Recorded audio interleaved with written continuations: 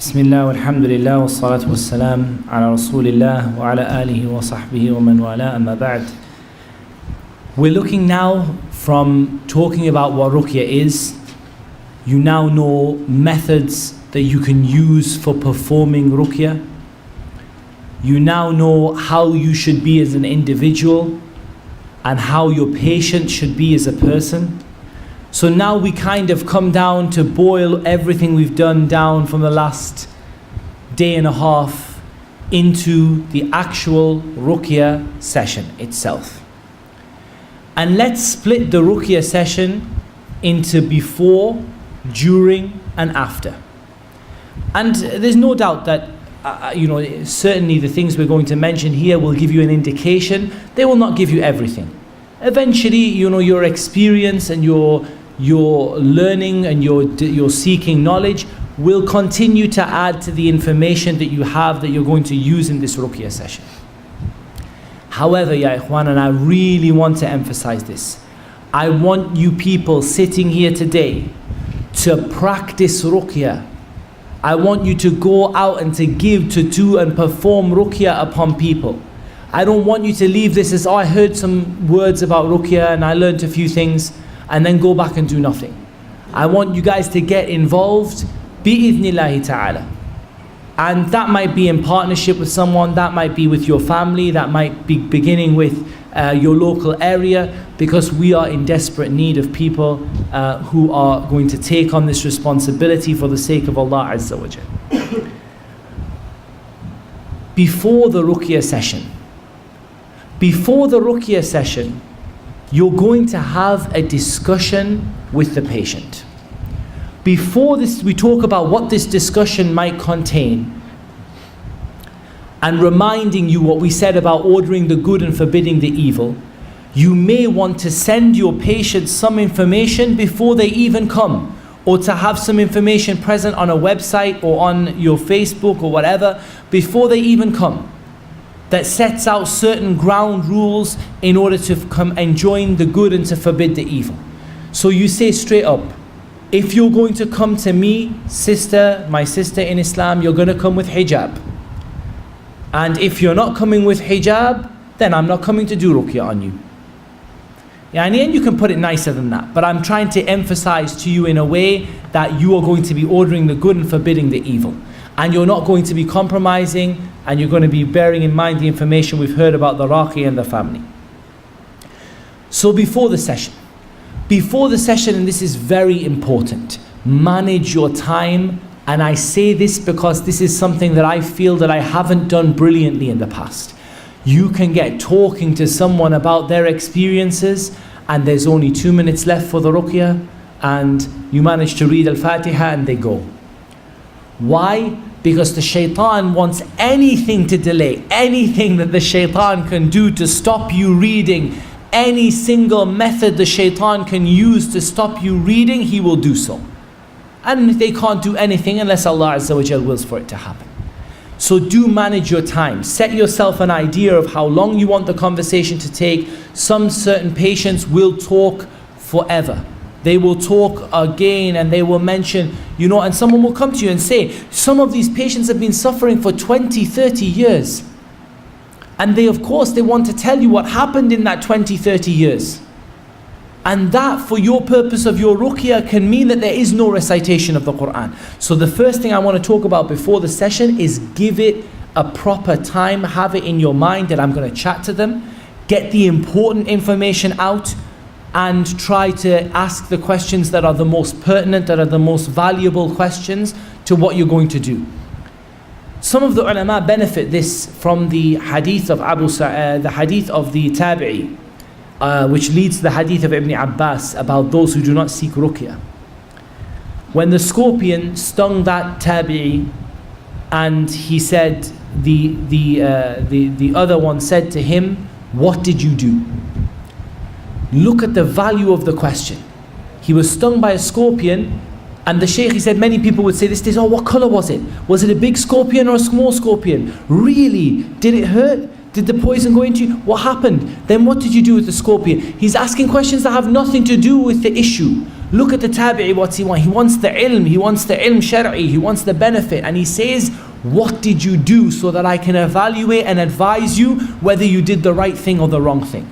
So ask valuable questions, insha'Allah ta'ala. Try to give yourself a bit of an idea. Of course, da'wah is extremely valuable, and you may begin a ruqya session with da'wah, and da'wah may be the only thing you deal with. Because at the end of the day, your calling them to Tawheed is critical to their success and their cure. But we want generally if you extend this period, we want it to be extended because you wanted to extend it, not because the shaitan wanted to stop you from reciting. Okay? So if you decide to take the full hour or 2 hours to talk to them about Tawheed, that's fine. But make sure that that's your decision. I'll give you a little tip about how to make sure these things are your decision. Try to decide things before the patient comes to you. And the only reason I say this is, the shaitan will come to you throughout the ruqya, try to get you to stop, oh, you're too tired, I'll just stop here. What I try to do is I have in my mind before the patient comes, at a time when inshallah the shaitan is less close and less likely to afflict me, I have in my mind I'm going to recite inshallah approximately this amount of the Qur'an. I'm going to take approximately this length of time. Just an approximation in your mind. Because if you have in your mind, inshallah I'm intending to recite 1/3 of Surah Al-Baqarah upon this patient, then try to stick to it and don't let the shaitan stop you and say, oh, I'm really tired, I'll just leave it at the first page, inshallah next week we'll carry on. So be aware of that. Try before the session to focus yourself before you even see the patient. What am I going to ask? What do I need to know?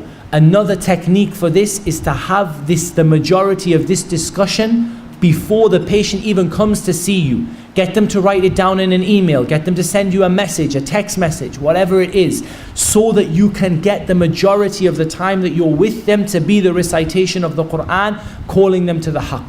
Yeah, you may talk to them in session, how long have you been suffering? You send some questions by email, they get back to you, you then send them some material, and you save yourself a whole lot of time. You also save yourself from having to remember everything in one go. So try, if you can, to extrapolate some of these discussions and make them happen by email or by phone. The reason I tell you this is, the shaitan is desperate to stop you from the performance of the ruqya, and some patients, there is no limit to the amount of information that they want to give you. And so you say, in general, if it gets too long, Jazakallahu khairan, it's very beneficial. If you could write this down for me in an email, I will inshallah ta'ala look at it, let's get on with the Qur'an. However, there are some things that you do need to focus on before you begin the session. Ask about the details. Ask how long they have been suffering. Ask about their history. This is just simple good practice. It's simple best practice. It's what a doctor would do. It's what anybody in this circumstance would do.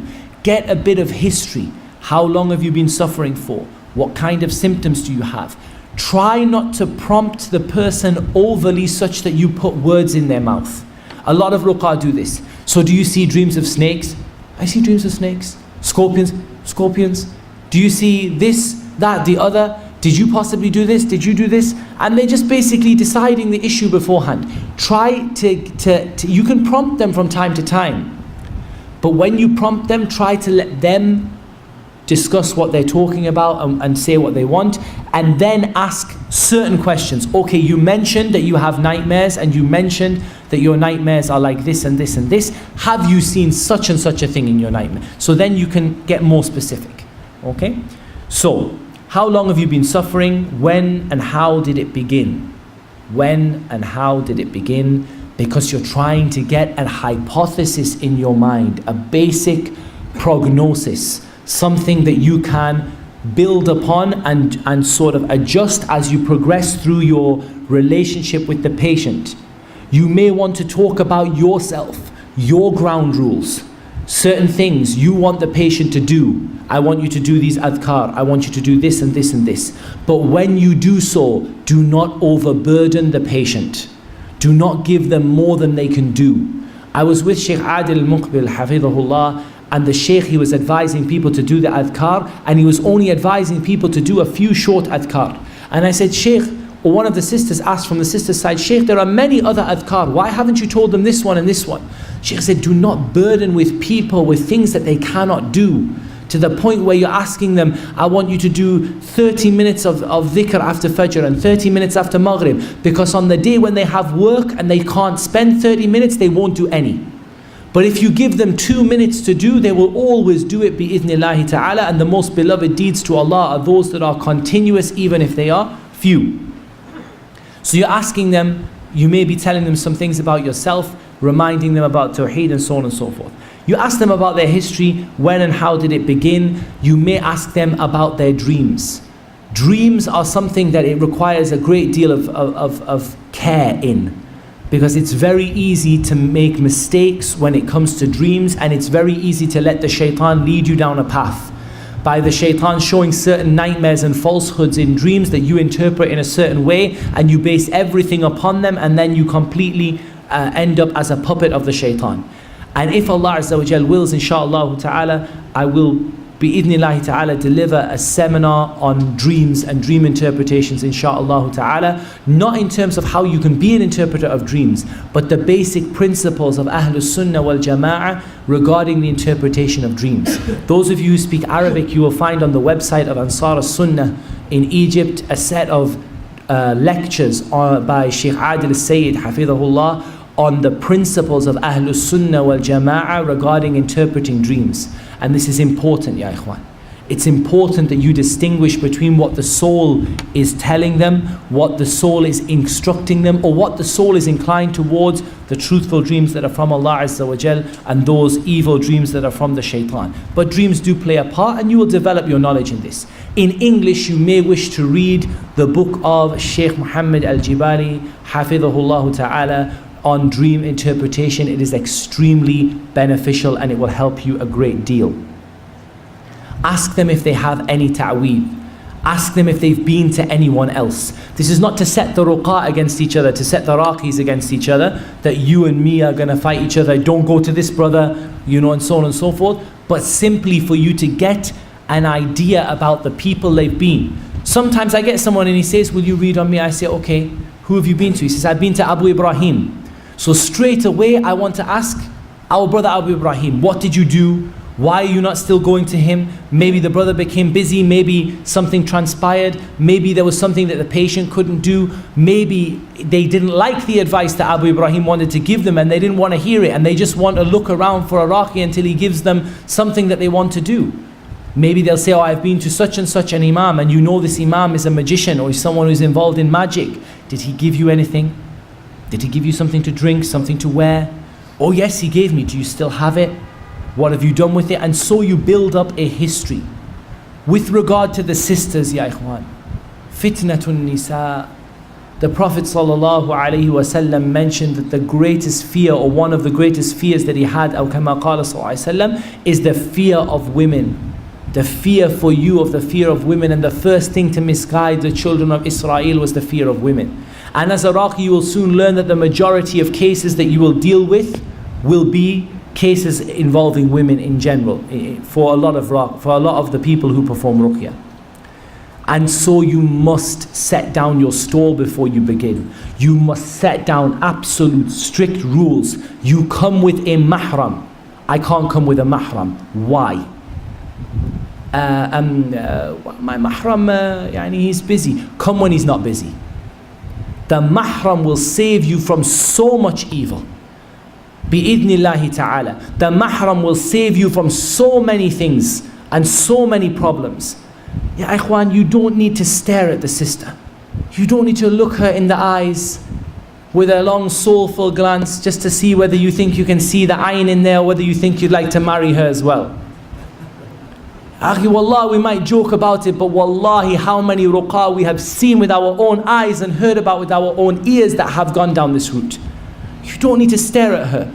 For me personally, one of the things that I do is I prefer to read on her from behind. So I would ask her to sit in front of me and I will keep more than an arm's distance. Why? Because it stops me getting the urge to go like this, from the shaitan or from myself. What's the ayah in Surah Yusuf? لا أبرئ نفسي. I don't claim that I myself am pure. I'm not going to say that I myself are pure and holy and I would never dream. I'm going to put the asbab, I'm going to put those causes there. So I'm going to sit a little bit further than an arm's length so that I'm not going to jump over. And I might go up to her and read in her ear at some point. But in the beginning, I'm just going to set my stall out. I'm not looking at her unless I need to look at her. Sure, if something's jumping around, I might look at that place where it's jumping around. But in general, I'm going to keep a general observation without me staring at her. You could ask the mahram. The mahram say, look, keep an eye on her. If you see something, let me know. Give me a shout if I miss something. You're being commanded to lower your gaze. Don't make ruqya the exception to the rule. If you need to look, you need to look. But what is need, ya ikhwan? What is darura? Darura is eating the meat of a pig. Darura is eating the meat of a pig because there's nothing else there to eat. You're going to die. Darura is not pork is cheaper than chicken, so I'm going to buy pork today. Darura is not snipe me up a nice fat bacon sandwich with loads of ketchup on there because I just really want to enjoy the bacon that I'm eating. If you were eating pork, you would eat the minimum that you need to eat and you would almost be disgusted by it to the minimum extent that you had to just to keep yourself alive. This is darura. Darura is not, okay, sister, sit down, let me put my hands on you, let me have a look at you. Don't worry about that hijab, it's not majorly important. This is what we are seeing from so many of the ruqah, so many people. If you have a female relative like a mahram with you as well, that assists you, this is one of the greatest things that the women can do in ruqya.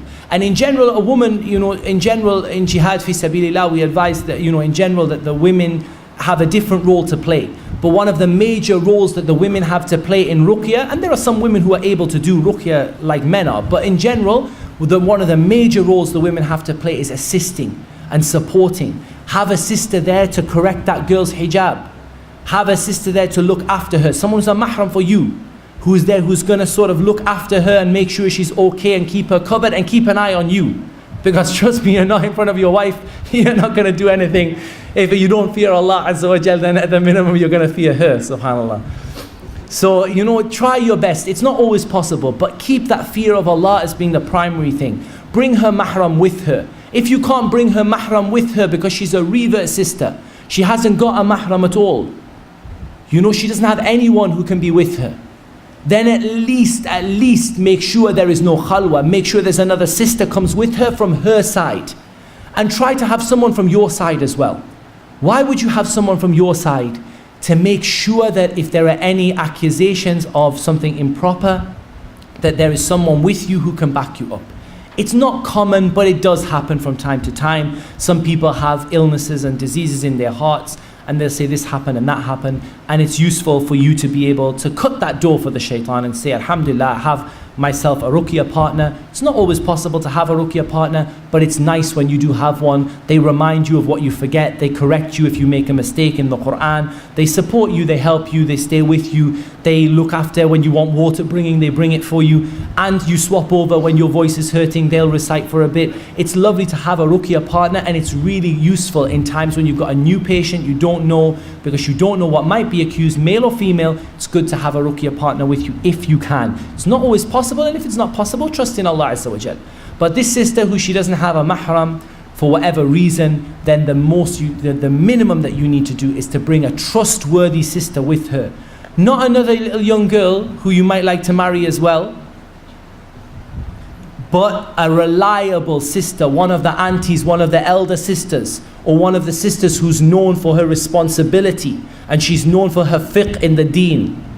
Because this is going to keep you further away from falling into sin and from falling into that which is going to ruin your ruqya and ruin your success in what you're doing, because Allah Azza wa Jal is not going to give you tawfiq when you are disobeying Him in this way.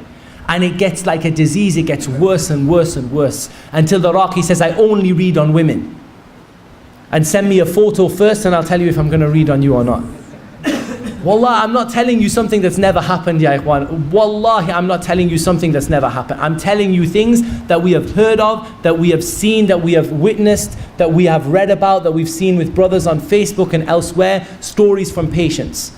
It has got to this stage, ya ikhwan. Fear the fitna of women and stick to the limits set by Allah Azza wa Jal. Ask them about their prayer. If they're not praying, you have a major issue you need to deal with first. And for me, I divide patients into categories according to the severity of what they're suffering. And from the most severe of patients that I consider to be the most deserving of treatment are those who have been told that they're going to die. So those who are being told that they're critically ill and they're going to die, you're going to give them priority. Those who are not praying or not practicing the deen at all, because if they die in this state, they die upon other than Islam. So you are not going to say to someone who says, oh, you know, you read Qur'an, I had a light headache, and otherwise I was fine, and I can read Qur'an on myself, and you have another person who the doctor's given a week to live. Judge it and give priority to those people. Maybe you might want to set out at this point your stall with regard to your commitment. And honestly, I advise you, ya akhi, don't promise them. Don't promise them the earth. Promise them that you will do the best for them that you can do with the circumstances that Allah Azza wa Jal gives you. Because subhanAllah, it sometimes turns out that the person will say, you promised me that you would be with me until it went, and Allah Azza wa Jal puts a difficulty for you in this. So be careful before you make this commitment, and try to advise people that, look, what I'm doing for you is I'm going to do the best that I can for you. I'm going to read on you today. Bi-idhnillahi ta'ala, I will continue that for as long as Allah Azza wa Jal gives me the ability, but your trust is in Allah. And so if Allah Azza wa Jal does not give me the ability to continue, at least Allah subhanahu wa ta'ala will put someone in your path who will be able to do that for you. Questions linked to the situation, and sometimes these questions can give you a very good idea of what the person's suffering from. You've got a lot of knowledge now about ayn, about sihr. Has this been done? Did you go to this person? Was there an amulet? Did it have this on it? You can start to ask very pertinent questions to the situation. So I'm going to pass the mic over to our brother Ibraheem, inshaAllah ta'ala, if he has anything to add on that part and to take us through the beginning of the recitation and what you're going to do during the session, bi-idhnillahi ta'ala. Bismillah, alhamdulillah, wassalatu wassalamu ala rasulillah wa ala alihi wa sahbihi wa man wala. Okay, so our beloved brother, hafidhahullah, he's taken us through before. So now you are prepared. You are prepared, and now we are getting to the actual session. The actual session of Ruqyah. And really this is, subhanallah, like we've mentioned, really we're reaching the peak now of this session, of our conference. This is what it's all boiled down to. And the knowledge that we have sought, everything else, this is where your aqeedah, this is where your tawakkul, this is where your ilm, everything now is coming together, and you're going to see it now, bi-idhnillahi ta'ala. The first thing is, during the session, you need to go into the session with the correct attitude. You yourself need to go into the session with the correct attitude. Make dua. Make dua before you go into the session. Humble yourself before Allah subhanahu wa ta'ala. Make tawbah, make istighfar before you go into the session. Now, the patient has arrived and we're in the session now. And as our brother has mentioned, perhaps they have a lot of details that they want to talk to you about. You need to limit this now. You need to be in control of the conversation. You're asking the questions without leading them on. Now, do you want this patient to sit down, or do you want this patient to lie down? Is this patient going to sit down, or are they going to lie down? And are they going to sit in a place where there is impending danger? If this person is possessed and suddenly they jump up, are they going to hit their head on something sharp? If suddenly they fall back, are they going to bang their head on something? If suddenly they make a dart for you or a dart for something else, are you prepared? So make sure that your environment is one which is safe. Make sure that there is a safe environment in which to do the ruqyah. Make sure that it is an environment where you're not going to be constantly disturbed. There shouldn't be children running around. There shouldn't be phones going off in the background. There shouldn't be children screaming or people talking over. Make sure that the environment is one which is conducive to ruqyah. This is extremely, extremely important. Now with the sisters, I advise that the sisters are not made to lie down, simply because of exposing their body, etc. It's probably better that the sisters are made to sit down. If you do want the sister to lie down, perhaps have a thin blanket or a thin veil that you can throw over the sister so as to preserve the shape of her body so that it covers her. You can't see that. Again, for your protection and also for the protection of the sister from the whisperings of the shayateen. When the Qur'an is recited, make sure that you tell the patient, make sure that you tell the mahram, make sure that you tell your Ruqya partner, do not play on your phone, do not talk, do not come in and out of the room needlessly. Make sure that when the Qur'an is recited, that the people are listening. Allah subhanahu wa ta'ala mentions when the Qur'an is recited, listen it attentively, in order that you may receive mercy from Allah subhanahu wa ta'ala.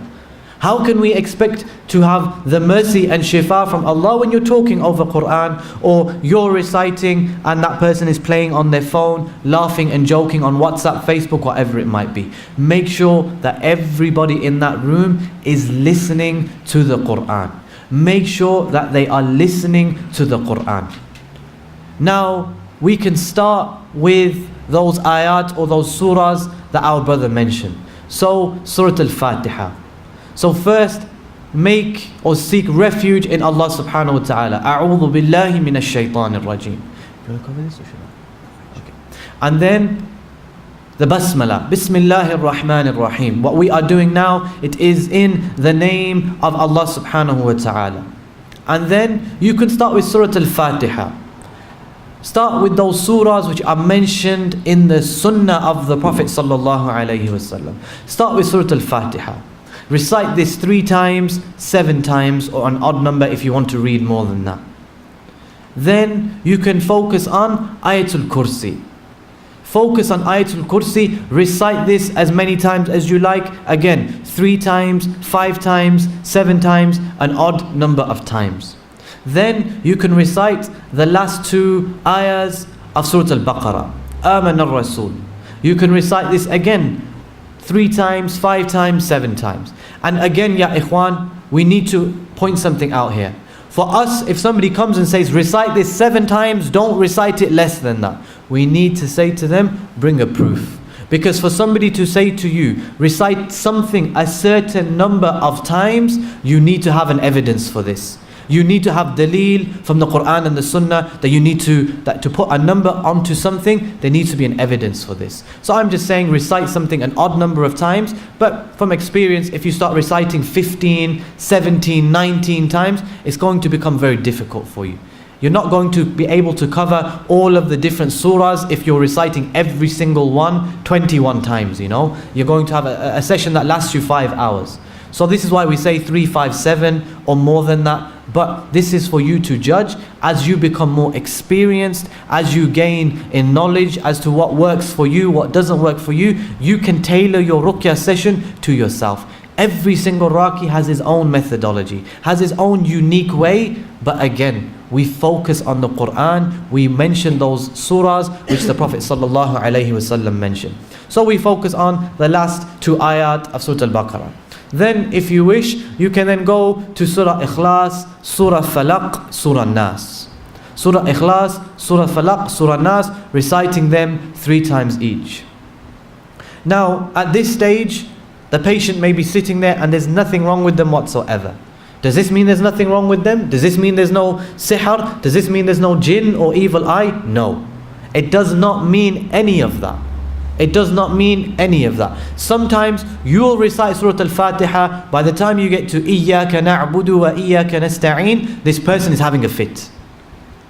But sometimes you will have recited everything that we've mentioned, and subhanallah, there appears to be no reaction, no apparent reaction. Again, ya ikhwan, this does not mean that there is no jinn present, there is no sihr, there is no evil eye. It's extremely important to mention this. Now, you've recited these things. Now, we go on to the second category of the ayat that our brother Hafidhahullah he mentioned. those which have a clear purpose. So those ayat where Allah subhanahu wa ta'ala mentions sihr. So for example, in Surah Al-Baqarah, the 102nd ayah, Surah Taha, Surah Yunus, Surah Al-A'raf, all of these are surahs where Allah subhanahu wa ta'ala mentions sihr. وَاتَّبَعُوا مَا تَتْلُو الشَّيَاطِينُ عَلَى مُلْكِ سُلَيْمَانَ. We looked at this ayah yesterday, and we looked at 5 points of benefit that can be gained from this ayah. قُلْ أُوحِيَ إِلَيَّ أَنَّهُ اسْتَمَعَ نَفَرٌ مِّنَ الْجِنِّ. This is about the jinn now. So we've talked about the ayat of sihr. Now let's talk about those ayat pertaining to the jinn. Pertaining to the jinn. Those ayat where Allah subhanahu wa ta'ala, you're reminding the jinn now. وَمَا خَلَقْتُ الْجِنَّ وَالْإِنسَ إِلَّا لِيَعْبُدُونَ.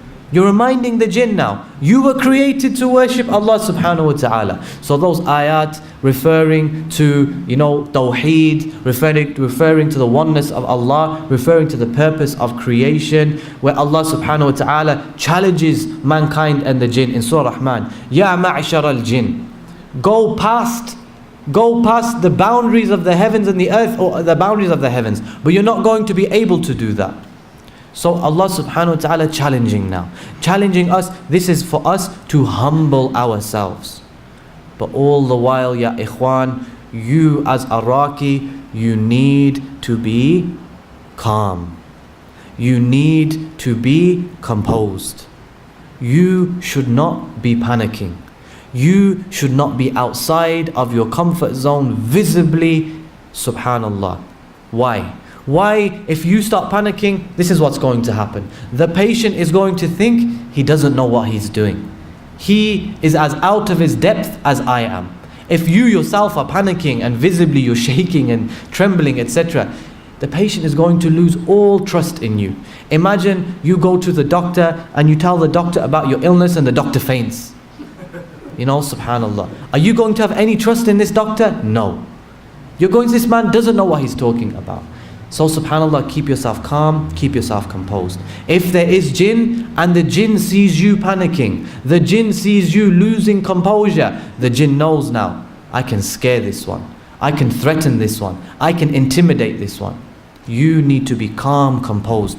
What does this come from? Your aqeedah. Nothing is going to harm me or befall upon me except what Allah has written for me. Nothing is going to benefit me except what Allah has already written for me. Complete trust, reliance in Allah. So be calm, be composed.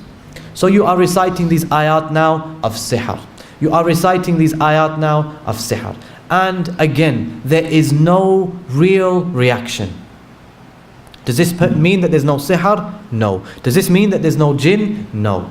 And then you go into the third category. You recite whatever you like. All of the Qur'an is shifa. If you want to go back to Surah Fatiha, go ahead. If you want to go to those to the azkar mentioned by the Prophet sallallahu alaihi wasallam, go ahead. Recite whatever you like from the Qur'an, from the Sunnah which is authentic from the Messenger alayhi salatu wasalam. Now, let's look at some details now. Let's go into some details now. You begin reciting. You begin reciting and immediately this person, they begin to fit. They begin to start having fits. They begin to tremble. They begin to sweat. They begin to tell you stop reciting. They begin screaming. Is this a particular link to sihr? Is it a particular link to jinn possession in and of itself? Or is it a particular link to ayn? Again, now we have seen that there is a reaction. What do? Do we stop now and say, what's going on? How do you feel? Why are you here? No. Continue with the recitation. You have established the first point now. The Qur'an is causing some discomfort. The Qur'an is causing a reaction now. So what do? You continue, you increase in your recitation of the Qur'an. Now you are focusing on the ayat of sihr. You are focusing on the ayat of sihr, and when you are reciting Surah Fatiha, you are reciting Ayatul Kursi, you are reciting the last two of Surah Baqarah, there is one reaction. But now you focus on the ayat of sihr, and subhanallah, when you start focusing on the ayat of sihr, this person begins to go wild. You notice that the ayat of sihr, they are having a different effect to the ayat or the general ayat mentioned in the sunnah. Subhanallah. Now we are, as the brother mentioned, we are beginning to form a theory in our mind. I'm reciting these things. When I recite the ayat of sihr, I get a much more pronounced reaction. I get a much more pronounced reaction. Two things to be wary of now. Do not jump to sihr. Do not jump to try and diagnose this. Why? Because it may be that the shaitan is trying to mislead you. It may be jinn possession. And the jinn, when you are reciting the ayat of sihr, increases in its reaction to try and mislead you, to send you down the path of sihr, when it's actually the jinn is in love with this person. So be very careful. Be careful of the shayateen trying to mislead you. And the second thing, do not jump to a diagnosis, rather continue with your recitation. Now if you've done all of this, ikhwan, and you've recited for like an hour and you haven't seen or heard anything, does this mean that there is nothing going on?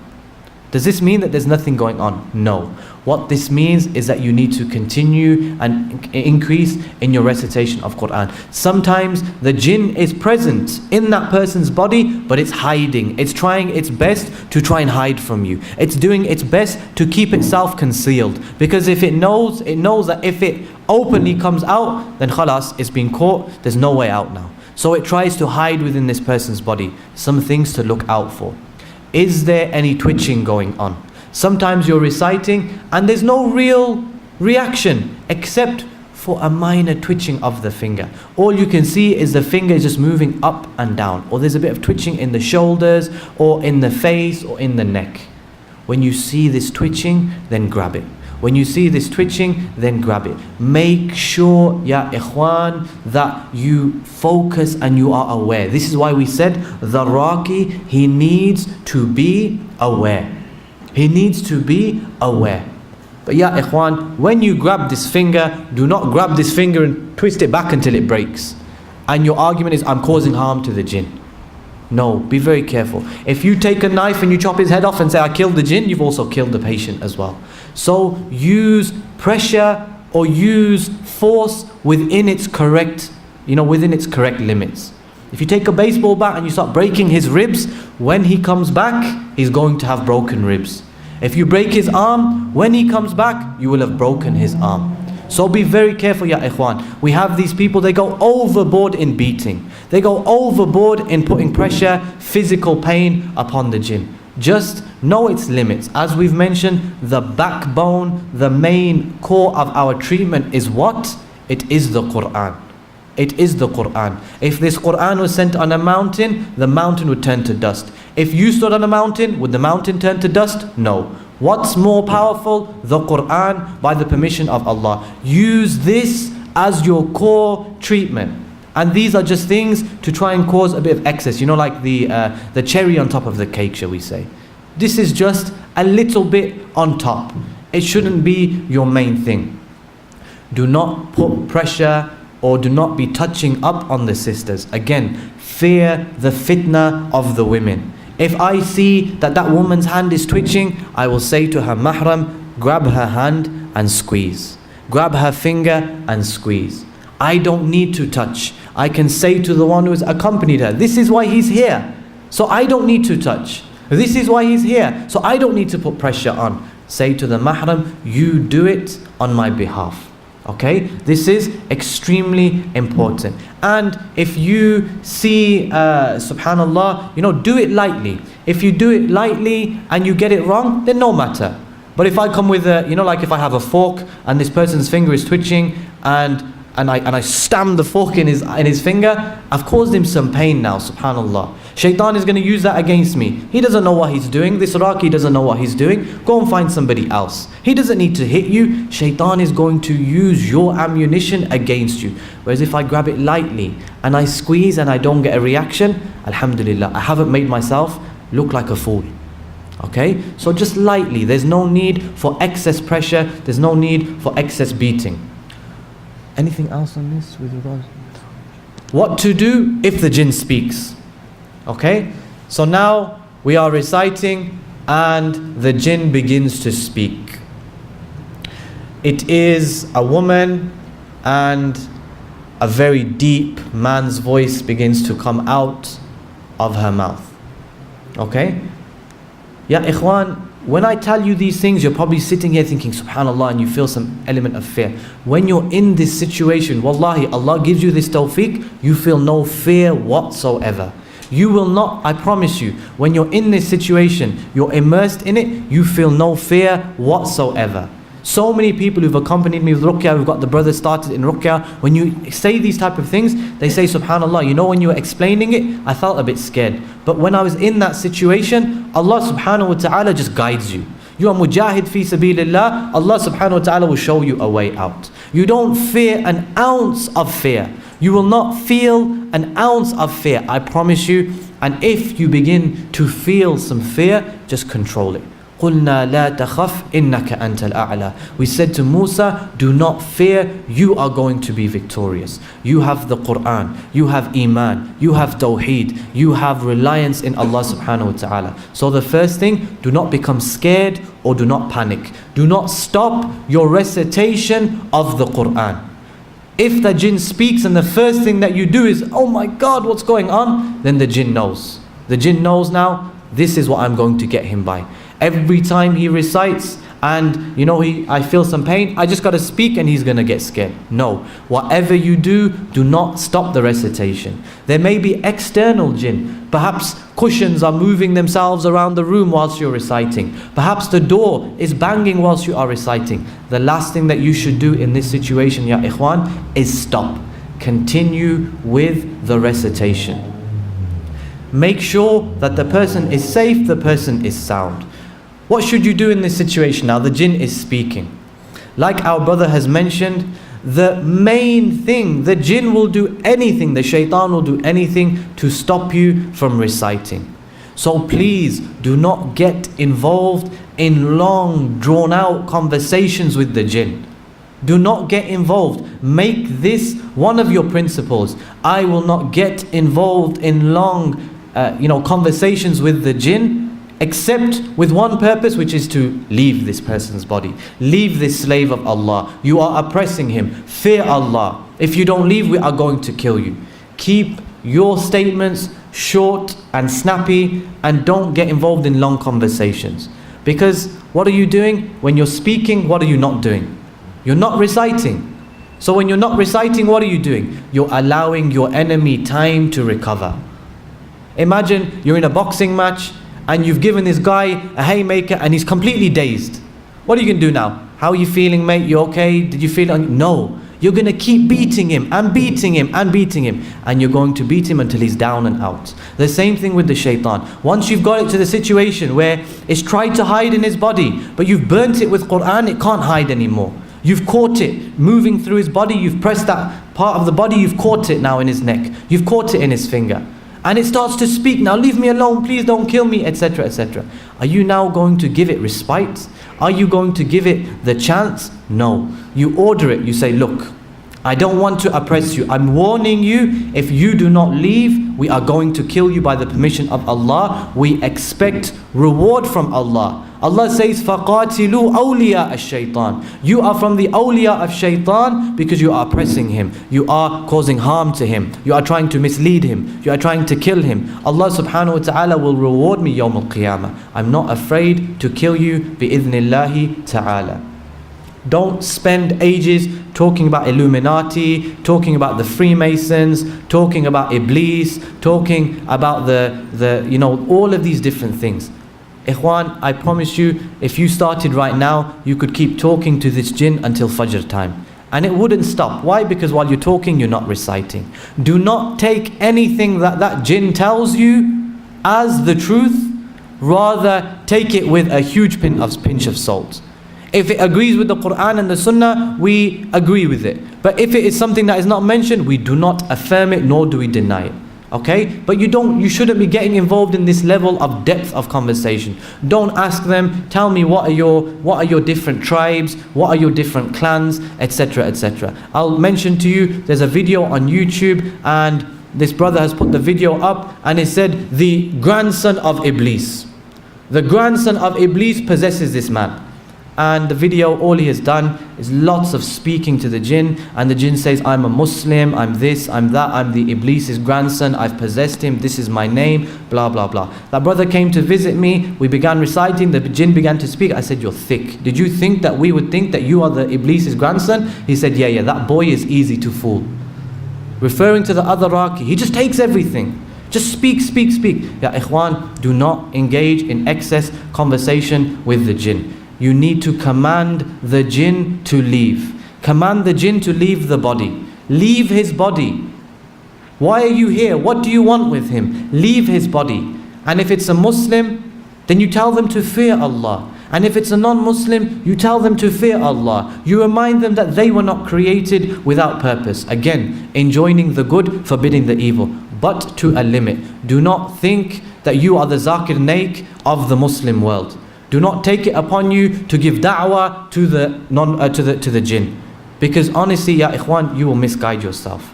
You cannot see them. This is something of the unseen. So we only say what we need to, and we don't go further than that. Leave his body or I will kill you bi'idhnillahi ta'ala. Whatever you do, ya ikhwan, do not ever make a pact with the jinn. Do not ever seek assistance from the jinn. Never call upon the jinn. Never call upon the Prophet ﷺ or any other pious people or anything like this. Again, comes back to our aqidah. He says to you, and he offered our brother Muhammad, Hafidhahullah, I will give you women and I will give you wealth. And we were there, subhanallah. They will say anything and everything. But subhanallah, as our brother did, Hafidhahullah, he reminded him, what is with Allah is better. What Allah can give me is better. I do not want what you think you can give me. Rather, everything is from Allah subhanahu wa ta'ala. Some other things that the jinn might do, he might begin to threaten you. I know where you live. I'm coming for you. If you don't stop reciting, I'm going to kill you. I'm going to kill your children. I'm going to kill your wife. I know about you. I know your secrets, everything. The threats are endless. You will hear all manner of threats. I'm going to do this, I'm going to do that, I'm going to do this. You say, yeah, no worries, don't worry, carry on. And you just carry on with your recitation. Don't take any notice of them whatsoever. Why are they threatening you? Again, what's the aim and the objective? Is that you stop the ruqyah. Never become scared. Always, ikhwan, remember this principle. When I go into a ruqyah session, what Allah has written for me is going to happen. What Allah has written and it's not going to reach me is not going to happen. Everything is written by Allah subhanahu wa ta'ala. So this jinn says to you, yeah, I'm going to harm you, I'm going to do this. You say, no problem. You do what you can. You will not be able to do anything except what Allah subhanahu wa ta'ala allows you to do. Now, sometimes you may want to ask the jinn, why are you there? But don't ask this at the beginning, you know.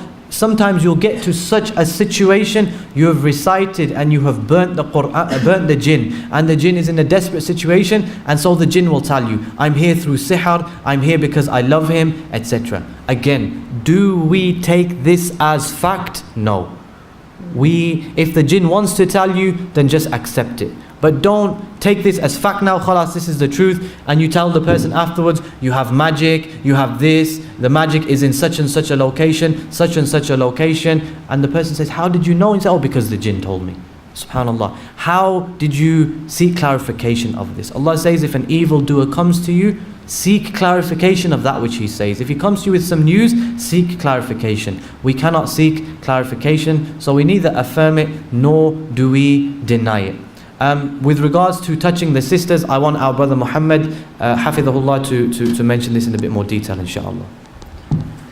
طيب, Bismillah, walhamdulillah, wassalatu wassalamu ala rasulillah.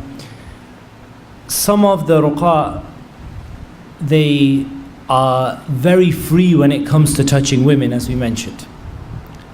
And the Prophet sallallahu alaihi wasallam said, for an iron nail to be driven through your skull is better for you than for you to touch a woman who is not permissible for you to touch, or as he said sallallahu alaihi wasallam.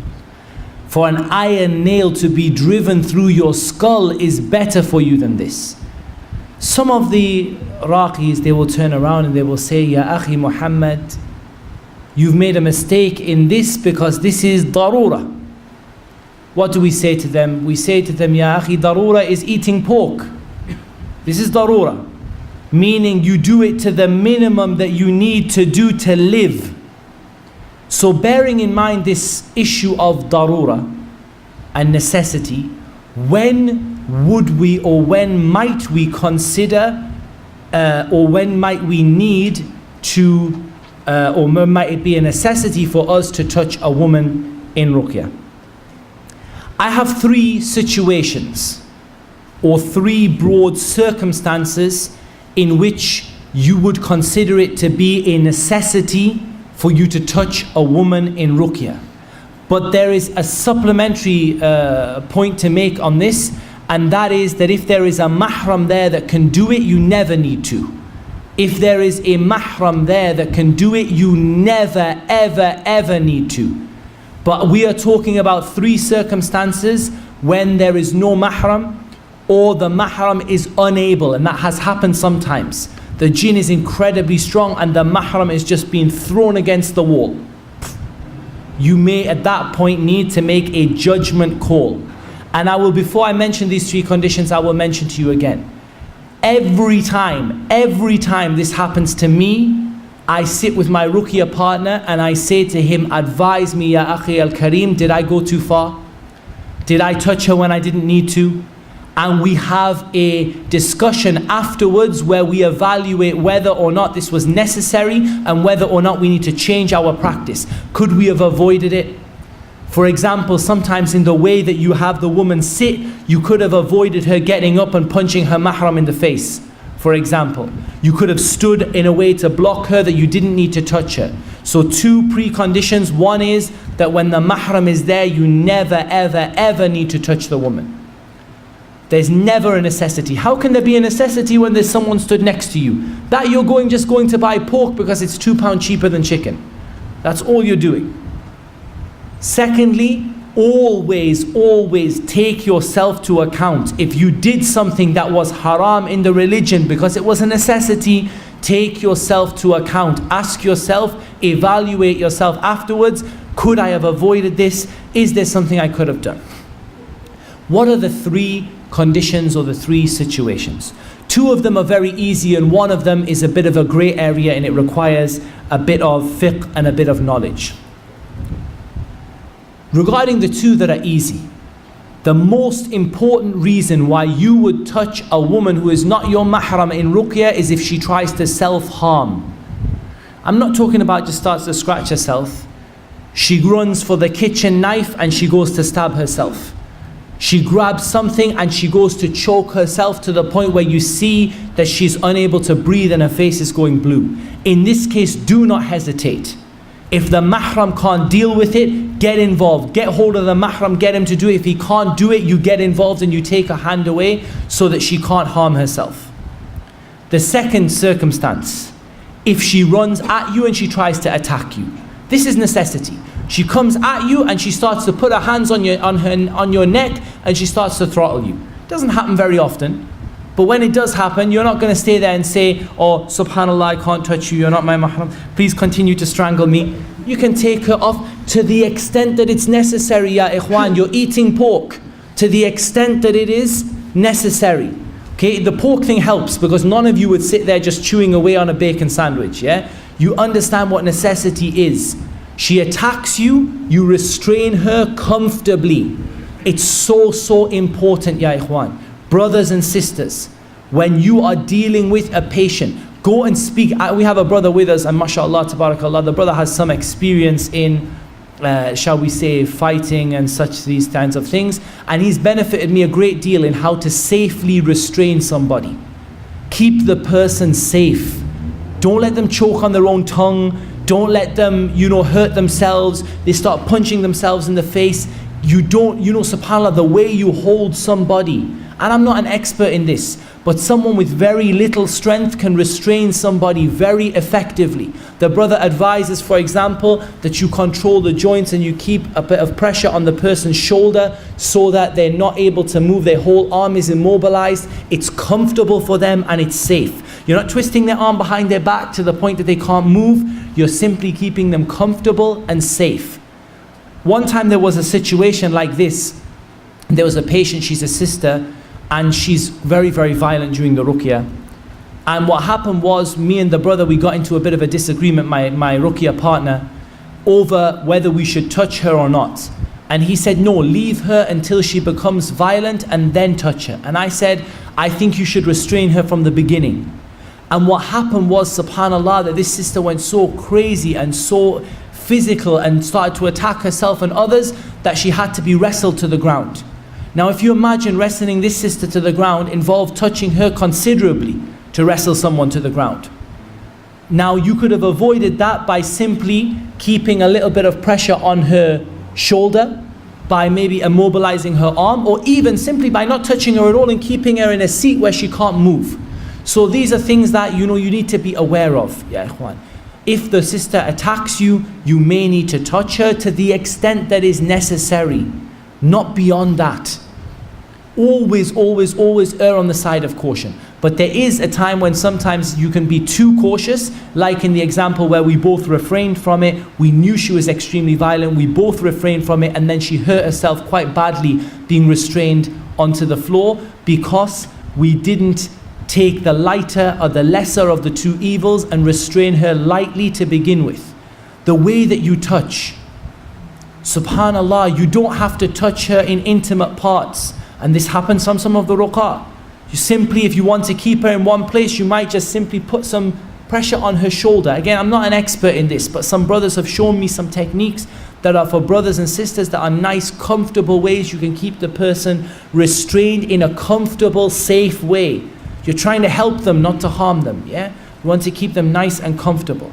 So those two situations are a primary example. She self-harms, she starts to punch herself in the face, she runs for the kitchen knife, or she begins to harm you and to attack people around you. Again, leave it for the mahram. The mahram deals with it, no problem. Bring 2 mahrams next time, bring 3 next time. Make sure the kitchen knives are locked away next time. You may avoid yourself doing it, but there may be circumstances where qaddar Allah wa ma sha'a fa'al, you put yourself in a situation and you got stuck. And you had to do it to the minimum extent necessary. So think about where you're touching. You don't have to touch her bare skin. You could touch over her abaya in a way that's a bit more closer to the limits. And you're getting, you're trying to fear Allah. The third circumstance, and this is the tricky one and the grey area, and this is the one that I advise you to fear Allah in until you develop a great deal of experience and knowledge in this field. There may be times when you genuinely believe that you need to touch her in order, or that there is a considerable benefit to her in you touching her in performing her cure. This is a rare circumstance. You can read the Qur'an, it's enough for you. But you may see the jinn develop in one place and come up like a lump, and you feel that if you were to put pressure on that, then you would be able to significantly increase her cure, or to make her cure significantly quicker. The example of this, and the mashayikh have given this as a fatwa from the lajna and from other than those of the mashayikh, is that your example is the example of a doctor. When you need to do something, you have the permissibility to do it, but do not take that as a license. So many people say, why have you got hold of her? Well, it's important for her cure. It's not. You can recite the Qur'an. There may be a 1 in 1,000 time when you genuinely, in your heart of hearts, you genuinely believe that you need to touch this sister, and the mahram is not there, there's another sister with her, or the mahram's trying. This is almost a theoretical situation rather than a practical one. It almost never happens. But there may be, and you mentioned the fatwa of the ulama, that you're the example of a doctor, and if you need to do something to bring about someone's cure, you need to do it. But you fear Allah in this regard. How many sisters, subhanAllah, have come to us, and I know Abu Ibraheem is the same, and said, I've come to you because I used to go to so-and-so and he used to touch me. And sometimes you're shy and you say, sister, explain what you mean he used to touch you. He used to grab your arm to stop you hitting yourself. He used to touch me intimately. And he used to say the jinn is in your private parts, the jinn is here, the jinn is there, and I'm following the jinn around the body, and I'm just like a doctor. If your GP did this to you, what would your GP happen to the GP? SubhanAllah. Fear Allah with regard to the women. Very, very, very important point, ya ikhwan. Keep the mahram awake. Do not allow khalwa to develop. Khalwa is when you and the woman are alone. Why would you not want khalwa to develop? The Prophet ﷺ said, no man and woman are alone together except the third of them is who? Shaitan. Do you want any more shayateen there in your ruqya session? You've already got plenty to deal with as it is. So don't allow the shaitan to be a third. Keep yourself in a situation where you're controlled. And as I said, you may touch a woman one time because of a need and a necessity, and later on you may say, I can put practices in place that will stop this happening again. Maybe I can keep her a little comfortable, maybe I can invite a second mahram. Keep the mahram awake. If the mahram dozes off, give him a bit of ruqya water in the face.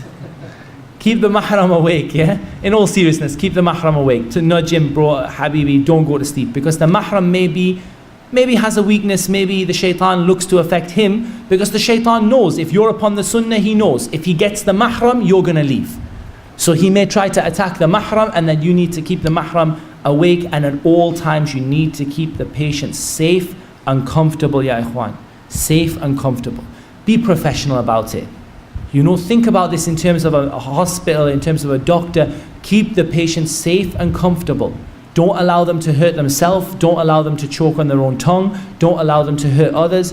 Be sensible, be professional. If you can get some knowledge from the ulum of the dunya, the knowledge of the dunya that will help in terms of safe restraining, in terms of, we call it jinjitsu, in terms of safe restraining, in terms of medical treatment to keep someone safe, how to put someone in recovery position, how to make sure someone's airway isn't being blocked by their tongue. These kind of things, it's a beneficial knowledge that you can learn and you can implement in your ruqya to make sure your patients are safe and comfortable at all times.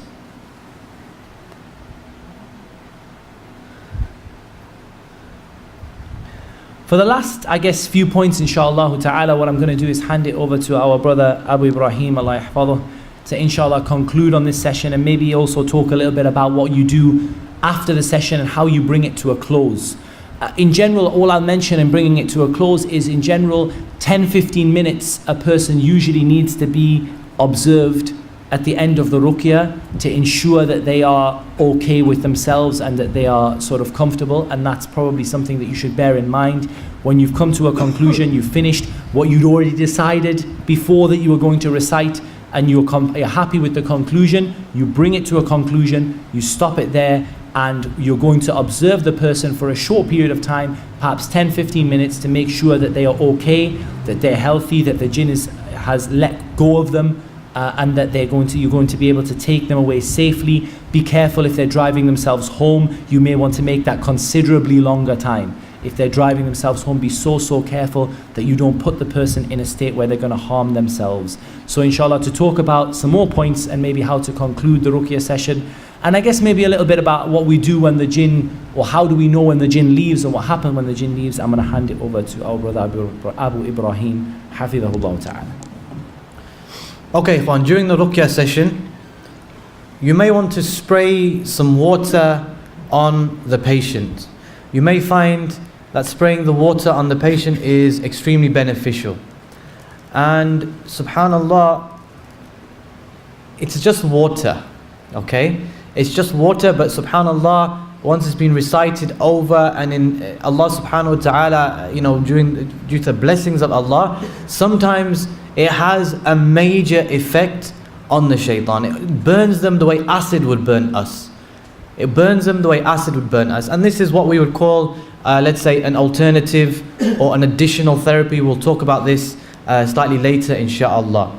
Now, whilst you are reciting, if this person begins to feel extremely sick, or the person, their stomach becomes very bloated, then now we are getting into a few of the signs now. Perhaps this is sihr. Perhaps they have eaten something. So from your initial questions, you'll say, tell me, how is your digestive system? Do you get an extremely bad stomach? Do you find, you have irritable bowel syndrome or things like this? These are some of the questions that you'll be able to develop as you gain more knowledge. And the person will say, yeah, I always have a really bad stomach. Anything that I eat goes straight through me. I've had all of the tests and all of the trials in front of the doctors. Nothing seems to be coming back. So now you're beginning again to develop a bit of a theory. Not be firm on a theory. Always be ready, as our brother has told us, always be ready to correct yourself. I thought this, but you know what, I'm going to go back. So the person, now that you are reciting, they're feeling really, really sick. Really, they have a really bad stomach. And they feel like they want to vomit. Again, part of the ruqyah, make sure you have a bag or a bin or a bucket, something that they can vomit into if needs be. Something that is available, otherwise they're going to be vomiting on your carpet or on their carpet or on your clothes or on their clothes. So have preparation, have something ready there that they can vomit into if needs be. Sometimes when the sihr is in the stomach, then subhanallah, you may find that when that person is reciting, they feel like vomiting, but something is stopping them. They really feel like they're on the verge of vomiting, but they just can't get it out. Again, we will look at those things which, inshaAllah, bi'idhnillahi ta'ala, those additional, those bits, add-ons, herbs, medicines, which will inshaAllah facilitate this. Where should you do the ruqyah? Should you do the ruqyah in the masjid? Should you do the ruqyah outside in the park or in the graveyard? Should you do the ruqyah in your own home? The first thing, ya ikhwan, is the best place to do the ruqyah is in the masjid. The best place to do the ruqyah is in the house of Allah subhanahu wa ta'ala, where there are Muslims from amongst the people, Muslims from amongst the jinn, inshaAllah, there are angels. This is the best place. This is the best place. And the place that you do the ruqyah, it seems to have an effect on the effectiveness of the ruqyah. So the ruqyah which is performed in Medina is not like the ruqyah which is performed in Birmingham. Completely different. It's just the place, ya ikhwan. The barakah which Allah subhanahu wa ta'ala has placed in that land is not like the barakah or the lack of it that we have here. So the place, it does influence the effectiveness of the ruqyah by the permission of Allah subhanahu wa ta'ala.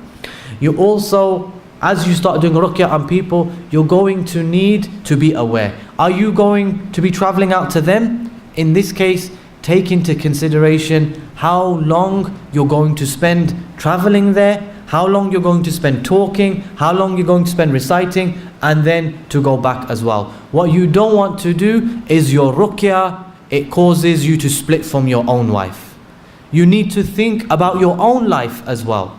You need to think about your own lifestyle as well. Your family, it has rights over you. Your body, it has rights over you. Your friends, they have rights over you. Allah subhanahu wa ta'ala, this deen has rights over you. Give everything its right. Give everything its due right, ya ikhwan. So are you then going to be somebody who travels out? How far are you willing to travel? How much money are you willing to spend to get to a place? What will you then do, etc., etc. We need to look at this. This is something that you yourself, you need to understand. Now me personally, I do ruqyah in my own home. This is due to obviously working 9 to 5, and then obviously I don't have the time to go out and visit people, etc., etc. So I call the people, I invite them into my own home. Things you need to be aware of now. Number one, you're going to have to give your address out to people. Are you prepared to do this? And there may be people who visit you, they're not possessed, they don't have jinn, they are mentally deranged. Do you want this person to have your address? Something to think about. But put your trust in Allah subhanahu wa ta'ala. You are doing this for His sake and His sake alone. Allah Jalla wa ala, He will protect you. Your home is going to be a place where you are regularly encountering jinn.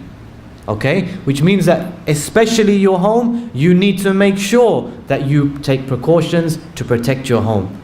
When the jinn come, there might be a jinn in this person's body, there may be jinn around this person as well. Okay, which are there to enforce the contract, to make sure that this jinn doesn't leave. You're going to need to make sure that your family are aware of this. Make sure that your family, your children, they are protected. Even more so than if you were doing it elsewhere. Are you going to go into somebody else's home? Are you going to go into somebody else's home and to do the ruqyah there? Again, ya ikhwan, all of these things you need to understand. You need to take these things into consideration. If you're doing it in the masjid, you must ask permission from the masjid. Okay? The last thing that that the people who are at the madrasa, the children, the last thing they want is a person screaming and roaring and running around, and you're wrestling them and they're trying to learn about the Arabic alphabet, subhanallah. So ask permission from your local masjid.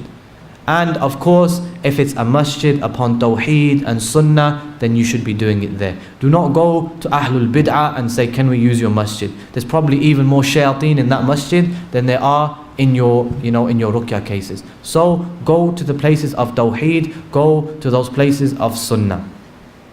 Okay, now, how do we decide when to end our situation? When to end our Ruqyah session?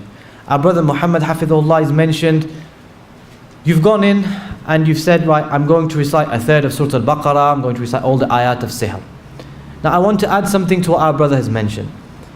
What happens if you've recited this and towards the end of your recitation, the jinn comes up now? Do you then say, Assalamu alaikum, I've recited what I wanted, end of session? No, you're going to have to add to that now. You've done an hour and a half of recitation. You've reached the peak after 1.5 hours of burning with Qur'an. The jinn has finally surfaced. Now is our opportunity. Do we just end it there or do we continue? Continue, ya ikhwan. But you need to know when to stop. You need to know when to stop. Because if you're reciting for 15 hours straight, again, you're not going to want to come back to this person. This person is going to find it physically draining. Again, so many factors that we need to think about. So many things that we need to consider. Okay, first and foremost now. What about if the jinn leaves as a result of your recitation by the grace and permission of Allah? Some things to look out for. Some things to look out for. The jinn is going to want to leave from a particular part of the body. So it may want to leave through a finger. It may want to leave through a foot. It may want to leave through the throat. Don't let it leave through the throat, please, because it may cause damage to the throat. If it leaves through the finger or the arm or the leg, alhamdulillah, these things will recover, but we don't want to cause lasting damage to the person's throat. So if this thing is saying, I want to leave, and the person's mouth is beginning to open up, I advise you say, look, don't leave through his throat because you're going to cause him problems and then I'm going to cause you problems. Leave through his hand, leave through his foot, whatever it may be. What you will then find is the foot, or say we'll talk from the hand. You say leave through his left hand. Okay, the left hand will probably start vibrating, start shaking, will start lifting up, will start stretching, and the person will really go into, this is like an exceptional circumstance now. You're going to know that things are not right. The hand is shaking, vibrating, it's going up. Perhaps the person's body is lifting up into the air, like what we may have seen in the movies, astaghfirullah. What we may have seen into the movies, you may have seen in the movies, the body's lifting up. These things, you may see these things. You may see these things. Or maybe the leg is lifting up, vibrating very high. The person isn't normally this flexible, but the leg is going so high up into the air, and maybe the person gets lifted off the ground from the leg. All of these things. And then suddenly, bang, nothing. So there is a huge amount of commotion, there is a lot of things going on, and then suddenly finished. The hand drops, the leg drops, the foot drops, whatever it might be. This now, usually, it is a sign that the jinn may have left. But it may also be a sign that the jinn, it is trying to fool you. It's fooling you into vibrating their hands, etc., and it's fooling you, I'm going. Suddenly it stops, and the jinn has just gone and hid in the back of his leg. And you say, alhamdulillah, you call the person back, end of Ruqyah, and khalas, and the jinn is hiding within his leg. So continue with your recitation even after this type of thing happens and the person seems to wake up and it seems to be this person. Continue with your recitation for another 10-15 minutes just to drill it home. So be aware that this may be that the jinn has actually left, but at the same time it may be that the jinn is trying to fool you. Okay, the jinn hasn't left now. I've recited for an hour and a half, 2 hours, 3 hours, and I want to bring an end to the session. This is something that I do. Perhaps our brother Muhammad will add or improve on what I do. What I do is I spray, first I make the adhan. I call the adhan in their ear, I spray water on their face, and I call them by their name. You call them back by their name, and alhamdulillah, the person will wake up, and they will wake up and they will feel really, really tired, but alhamdulillah, the person comes back. So you just call them by their name, give them a spray of some water, splash some water on them. Inshallah, we'll see this in the Ruqyah session later on. Splash some water on them, call them by their name. Alhamdulillah, the person will come back now. But they usually come back. I've had one case where the person, they seemed to come back, and I had some water that I'd recited on, and it was a sister. I said, here you go, sister, have some water. And it was actually the jinn, and the jinn came and splashed the water all over my face and drenched me. So I thought it was the jinn, the sister, but it wasn't. It was actually the jinn. But the vast majority of cases, it will be the person. They come back. Give them some space now. They are going to feel like they have been beaten up. They are going to feel battered and bruised. It's extremely physically draining. Ruqyah is physically draining on you as a Raqi through your recitation, and it's also physically draining on the patient. They feel like they have been involved in a fight, and many times they say, I feel like I've been beaten up minus the bruises. So give them some space now. Don't jump on them. How are you feeling? Everything good? Give them some space. Give them some time to relax, to come back. Give them a drink of water. Just give them some space to just relax. Tell them to relax now. Say, you okay? Just relax. Give them a couple of minutes to relax. You take a break. You relax. You take some water. Relax your voice, etc. And just relax now.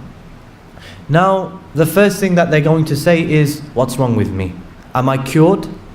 Ya ikhwan, in my opinion, one of the greatest errors of the ruqah is that we are quick to diagnose, and we are ashamed to say, Allah knows best. We are ashamed to say, look, I'm not quite sure, but you need more ruqyah.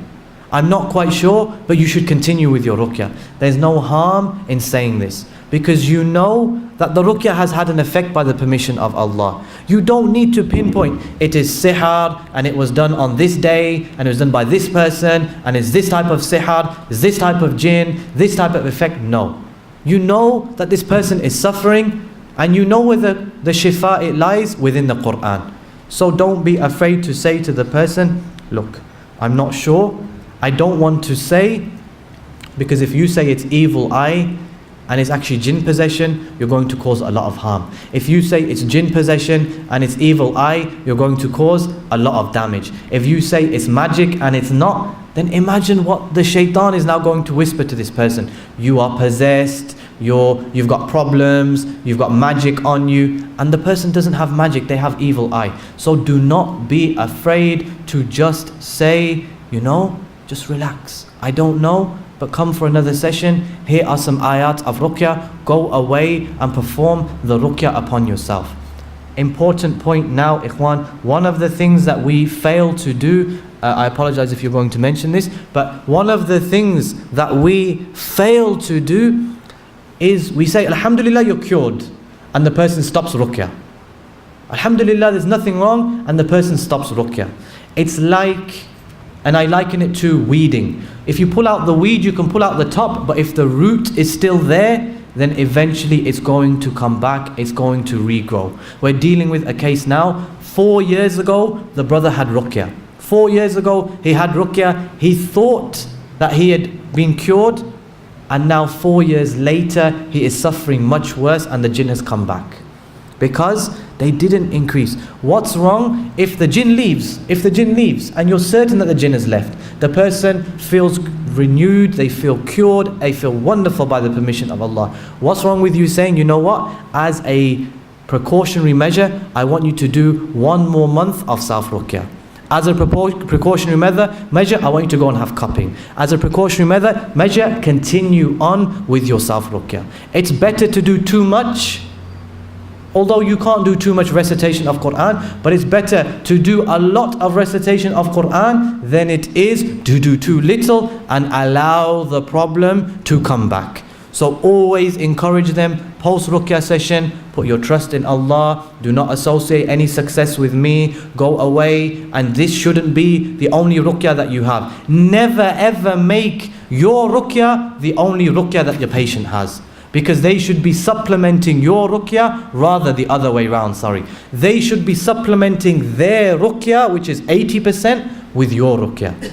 So you are just taking and you're just giving them a bit of momentum, you're giving them a bit of a push, rather the main impetus should come from themselves, and Allah subhanahu wa ta'ala knows best. Couple of points just to finish this session off, inshaAllah ta'ala. One is a skill that you will need to develop, and I don't think you ever develop it completely, but it's a skill that is useful to develop, and you should endeavor to try to practice it, which is to recognize when the jinn has control of someone and when they come back to themselves. And I think this is something that you will learn over time, and it's something that you won't always get right. There will be times, like Abu Ibraheem mentioned, when you don't get it right and you think the person's come back to themselves.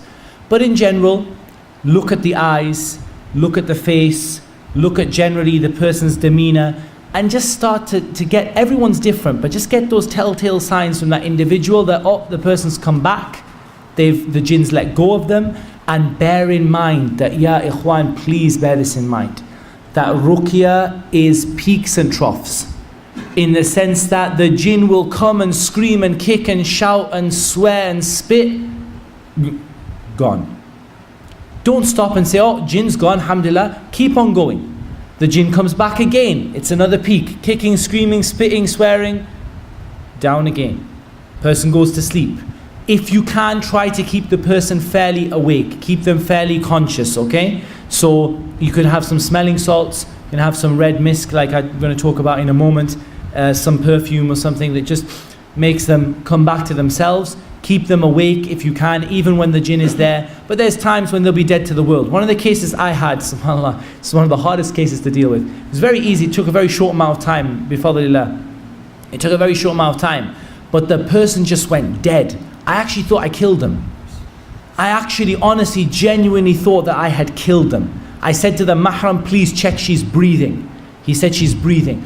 Then we poured water on her, she didn't react, not even move a bit. The mahram slapped her hand, she didn't react. He pinched her, she didn't react. Completely dead to the world, except that her heart was beating. And in the end, all you had to do is to make dua, to continue reading, to be patient, and over time she recovered. And Allah Azza wa Jal knows best what happened. Some suggested that perhaps the jinn was knocked out in a situation where he was still in control of the body, so she became neither sort of like the jinn nor the person, and Allah subhanahu wa ta'ala knows best. This is just a hypothesis and an idea, and at the end of the day the knowledge is with Allah Azza wa Jal. But the reality is that it's useful to recognize the two, to watch when the person comes back to themselves, because sometimes, especially when you're spraying someone in the face with water and they come back to themselves, they often don't appreciate, die jinn, die, you know, and you're sort of spraying, and they say, it's me. So don't guarantee, don't rely upon it, because you'll get it wrong, but at the same time just be situationally aware. Also, just a reminder, just when we talked about the world of the jinn and we said the jinn are different types, the jinn are different types and they react in some ways to different supplementary things. Some will react more to water than others, depending on the circumstance, the person. Don't take it as a hard and fast thing. If water didn't work on the first session, that it won't work on the second. Be prepared to use it, be prepared to change, inshaAllah ta'ala. And bi-idhnillahi azza wa jal, you will develop your experience and develop your skill. Be calm and be relaxed about it, and inshaAllah ta'ala things will work out for you in the right way. Okay, we have 25 minutes left, and we have two major modules. We have three, but the third is a conclusion, and we can leave that until the Ruqyah case, inshallah. But we have questions, and we also have two modules to finish. So I'm just going to dive straight into a very, very quick module on prophetic and herbal medicine in Ruqyah. Some of the people may say, if you're reciting the Qur'an, why do you need anything else? The answer is you don't need anything else. But that there is knowledge in general medicine, the medicine of the Prophet sallallahu alaihi wasallam, and the knowledge of medicine that Allah subhanahu wa ta'ala has given some of us, that may be of use to you in helping to facilitate the Ruqyah, It's not a replacement for the ruqya. Please, ya ikhwan, understand this. Herbal medicine, prophetic medicine is absolutely not a replacement for ruqya. It is an aid for ruqya. It's a supplementary use that you can benefit from, that you can help potentially, if you get it right, to get the jinn to leave a lot more quickly. Why? Because the Prophet ﷺ made it clear that every illness has a cure. When the cure matches the illness, when the cure meets the illness exactly, the person is cured by the permission of Allah subhanahu wa ta'ala. So a jinn that is residing in the stomach, that is causing someone a great deal of problem, you may be able to give someone some herbal medicine that will help them to vomit, and that may enable them to more quickly progress through the stages. This is not something you need. If you don't understand it, you don't need it. It's just a supplementary aid that you can use, and there are some brothers who are incredibly gifted in this field, subhanallah. Some brothers who have a great deal of knowledge about herbal medicine and the medicine of the Prophet ﷺ. And this of course is something that Ibn al-Qayyim rahimahullah talked about in detail. Of course, one of the things we want to talk about before we talk about this is to mention the hadith of the Prophet ﷺ, treat your sick with sadaqah. So one of the supplementary things that you can do is to encourage the family to give sadaqah, and this will help to purify yourself when you're not the recipient of the sadaqah, by encouraging them to give the sadaqah to, why don't you give it to some orphans, why don't you give it to the poor, why don't you give it sadaqah jariyah, give it to the local masjid. If the masjid has given you the permission to use the hall, say, look, you know what it is, I don't charge for my ruqyah, but you know, subhanallah, why don't you just pop something as much or as little as you like in the box of the masjid to help them pay for the electricity and so on and so forth. This will help to purify your intention, because you've confirmed that you're not getting any gain out of it, and also it will help to cure their sick, cure your sick with sadaqah. Okay? So there are supplementary things that you can do. Now we're going to cover a great number of things, and I'm going to mention them in a limited amount of detail. I'm not going to give you too much in terms of prescriptions and amounts. Please be careful. Please be careful, ya ikhwan. There is herbal medicine that can cause people a great deal of harm. If you don't know what you're doing, don't use it. You don't need it. But once you develop a degree of understanding, you can help yourself with supplementary aids for ruqyah. We said one of the supplementary aids for ruqyah is physical pressure. Not beating severely, but physical pressure, following the jinn around in the body when it's permissible to do so, i.e. when it doesn't involve the women. You can follow the jinn around in the body, and this is something that Shaykh al-Islam Ibn Taymiyyah was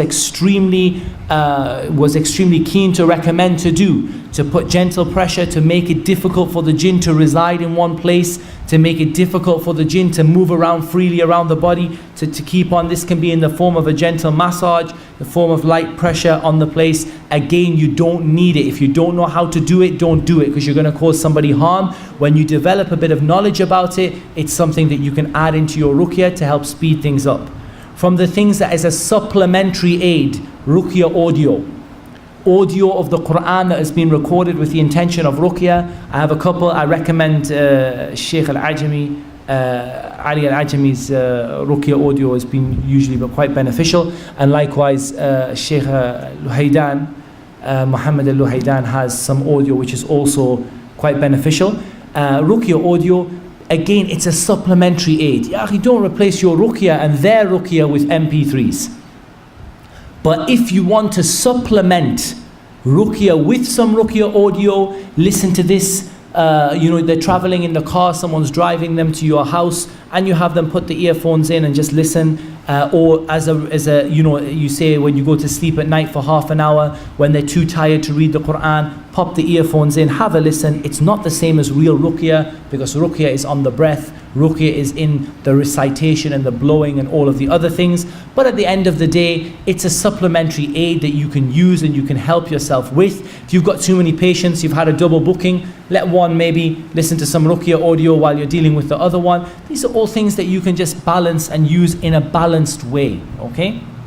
There are many herbs and medicines. From the herbs and medicines, in no particular order, includes things like saffron, things like bath salts, There are some very, very good bath salts that are made up of certain herbs and things like that, and we're inshallah going to try to provide some recipes to you at a later date inshallah as we're developing them for some things. You can put them in the bath, the person can bathe themselves. It may help to weaken the jinn and just generally to give the body a bit of a prep in preparation for your ruqyah. And in general, one of the ruqah, he advised me, and I do think this is good advice, is try to prepare your patients before they come. Get them to recite some on themselves, get someone else reciting on them, bit of ruqyah audio maybe a bath in some bath salts, maybe some oil rubbed on them that's been recited. Get them prepared so that you can very quickly get to the point where the jinn is reacting, if you can and when you can. Ruqyah water we've already mentioned. Same ayat as we've talked about before, the same stuff that you recite. When you recite, you blow. One of the techniques that some of the shuyukh in Saudi Arabia use for the ruqyah water is very good, is that they have their own bottle of water and they leave it a quarter empty. And usually it's Zamzam. And what they do is the patient brings their own bottle of Zamzam to the ruqyah session. And what the shaykh he does is he's constantly reading over the water all the time. In his general recitation, in his ruqyah, he's got the water there, he's blowing in it every now and again. What he does is, he pours the water from the patient into the bottle, so it's all mixed up. Then he pours it back out. So the bottle that's been given to the patient has been recited on, sometimes Al-Baqarah has been recited over it 10 times, because of the amount the shaykh's been reading. Poured a bit in, poured a bit out, poured a bit in, poured a bit out. And that is just a little technique some of the shuyukh use. You can feel free to use it or not to use it. It's a technique that some of the shuyukh in Saudi use, and it helps to maintain sort of, effective ruqyah water that you can use to spray, to give them to drink, and so on and so forth. Some of the things that are mentioned regarding ayn, some people treat ayn with seawater baths and sea salt baths. Again, this is something that hasn't got a great deal of evidence from the sunnah, but you feel free as a medicine, as a herbal medicine, to try sea salt and to try seawater bath if you wish. Truffles are also reportedly very good for ayn. Some of the ulama based this on the hadith that the Prophet ﷺ said that the truffle is a shifa for the eye. And they said, most of the scholars of hadith, they translate the word shifa as shifa for the eye, the actual eye, as in you put the water in your eye. But some of the ulama, they said the word eye is general and it can include the evil eye. So we'll talk about preparing truffles. The problem with truffles is they're very, very expensive. And I don't want you to waste a huge amount of money on, supplementary medicine when you have the Qur'an and it's free. Honey, major important thing. Get them drinking good quality honey, not nasty cheap supermarket sugar honey. Manuka honey is very good. Likewise, Sidr honey is very good, but generally good quality honey that is of a very high quality. If you go to the supermarket, maybe I quite commonly buy the Manuka honey, 6+, 10+ Manuka honey. It's not the only thing, but it is a very high quality kind of honey. Things like rose water, sometimes they put in the bath. We know we use the rose water to clean. And in general, I think rose water, rather than being a cure of its own, is useful because anything that is a nice smell and anything that's quite perfumey, a lot of the jinn, they don't like it. They don't like nice smells. They don't like things like that. So you can use perfume. You can, obviously, with the brothers, you can use these blocks, red blocks of misk. You get them in a lot of they're made in Pakistan, and you get them in a lot of Asian shops.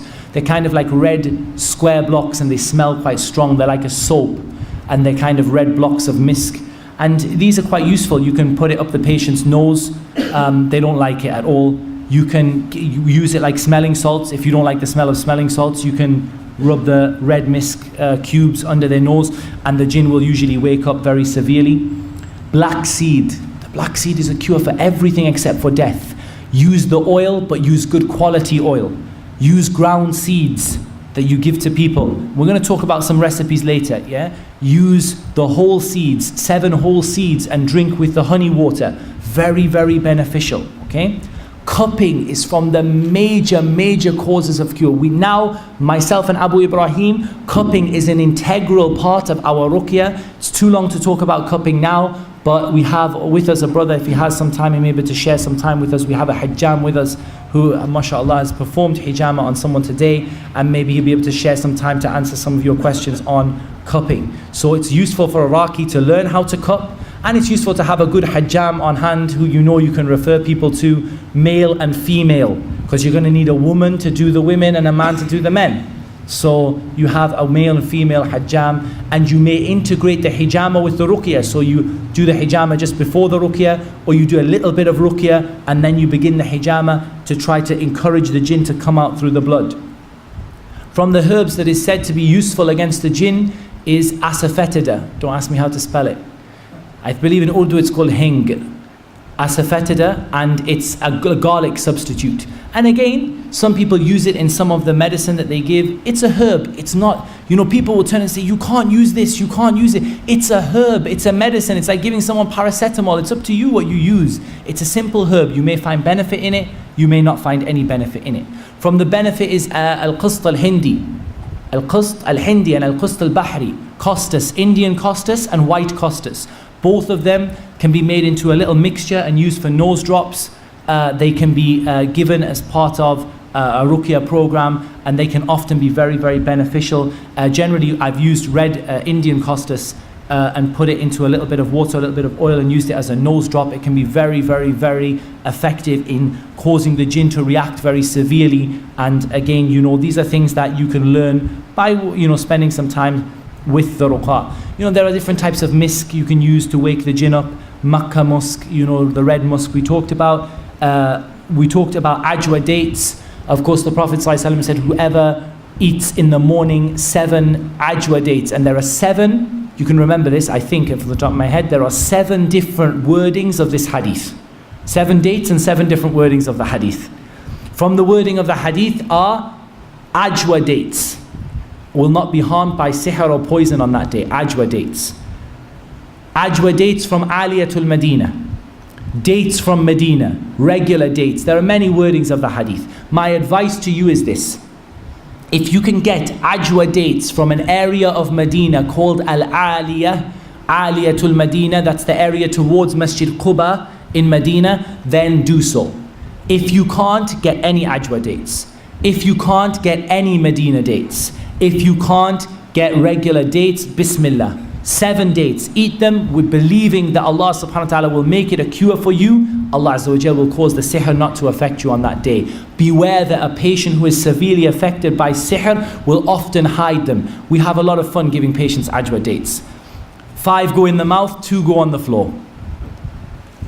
2 go in the mouth, 1 gets fingers in the mouth, vomit them up again. Yeah, so they don't like to have them. Ajwa dates. Okay, olive oil we mentioned. I recommend cold pressed extra virgin olive oil, the highest quality. And I personally recommend from Palestine for the simple reason that Palestine is a land that Allah Azza wa Jal described as being mubarakah in the Qur'an. A land which is full of barakah. The tree is barakah and the land is barakah. So if you can get the oil that is from the tree of barakah in the land of barakah, then this is something good. But inshallah, any olive oil of good quality will be something useful. Some of the ulama, they use ground rhubarb. And again, this is in some of the recipes, and Allah Azza wa Jal knows best. So we use senna and sidr. Senna is something which is what they call a purgative medicine. It causes you to have diarrhea and it causes you to have loose bowels. They give you senna tablets when you have constipation, okay? I'm talking about senna leaves. What you're going to do is, you're going to boil a pan and you're going to put some senna leaves in the pan. A pinch, a handful, a teaspoon, whatever. And you're going to boil them in the pan for some time, and then you're going to leave it, and you usually leave it from Isha until Fajr. You can give them right away, but the way I was taught to do it is to leave it from Isha until Fajr, and then at Fajr you give them this, you fish out the leaves and you give them this kind of yellowy senna water to drink. Do not give it to them repeatedly day after day after day. Couple of days, 3 days, do not give it to them repeatedly, you will cause them damage, okay? Try and give them the senna for a couple of days. The senna tablets have written on, and I don't like the senna tablets, I prefer to make the mixture, but the senna tablets, especially if you make the mixture with zamzam or ruqyah water, but the senna tablets have on them, do not take them repeatedly, okay? So give people a bit of a break. Sidr, the Prophet ﷺ mentioned that 7 leaves of the sidr tree, that's the lotus The lot tree. And it's also called lotus and lot. I found both of them. And the sidr, you take 7 leaves. If you can't get the 7 leaves because they're all broken up into pieces, just use a teaspoon and say Bismillah. But you try to get 7 leaves as much as you can. You can give some of the water, you put them in water, you mix them up, you give the person to drink some, and some of them you put it in the bath. And this was the advice of Sheikh bin Baz, rahimahullah ta'ala, to drink some of it and to put some of it in the bath. And the hadith of the Prophet ﷺ is that sidr is effective against magic. Okay, there are some other purgative medicines that you can give people, like sal ammoniac and some other things which basically cause people to have diarrhea. It's not very nice. Don't give them in large amounts. Be careful. It's someone's body you're playing with. If you don't know what you're doing, just stick with the Ruqyah of the Qur'an. If you know what you're doing, then as you develop some knowledge in this, you can stick to some recipes people have given. And likewise, emetics like Ibcap, things that cause people to vomit. There is some particular brothers who make herbal concoctions that are deadly. You know, we have this brother, mashallah, tabarakallah, he gives us a little bit of powder. We give it to the patients in some mango juice. Within 10 minutes, that patient will be vomiting and vomiting and vomiting and severe diarrhea for something like 48 hours. You do not use this at random, or I'll try it and see how it goes. But when you see the stomach is bulging and the person is desperate to vomit, and they actually, sometimes they'll faint because how much they want to vomit, you can give them something that is an emetic that will cause them to vomit, and so perhaps they will vomit up some of the sihr, and you will see things come out. We have a sister who we read upon who gets green things, random shapes and things that just come out of her nose, bits of hair, fur balls, all sorts of stuff. So you beware of what you might see. Very, very briefly, there are some recipes. I'll just give you an example, and you know, don't worry about writing it all down, inshallah. You can catch the video, inshallah ta'ala. One of the recipes that I was given, which I find it quite useful, is to take 1/2 kilogram of honey and to add a tablespoon of ground black seed, a tablespoon of ground senna, a tablespoon of ground rhubarb, and a tablespoon of ground cumin, to mix them all up together, and to take a tablespoon of the mixture with a glass of Ruqyah water every morning. I'm not going to repeat it, Habib, inshallah. I'll repeat it to you afterwards, bi'idhnillah, because of the time. We literally have 8 minutes and we have another module to fill. 1/2 kilogram of honey, tablespoon of ground black seed, tablespoon of ground senna, tablespoon of ground rhubarb, tablespoon of ground cumin. Mix them all together. You'll get a big honey mush. Put them in the honey pot.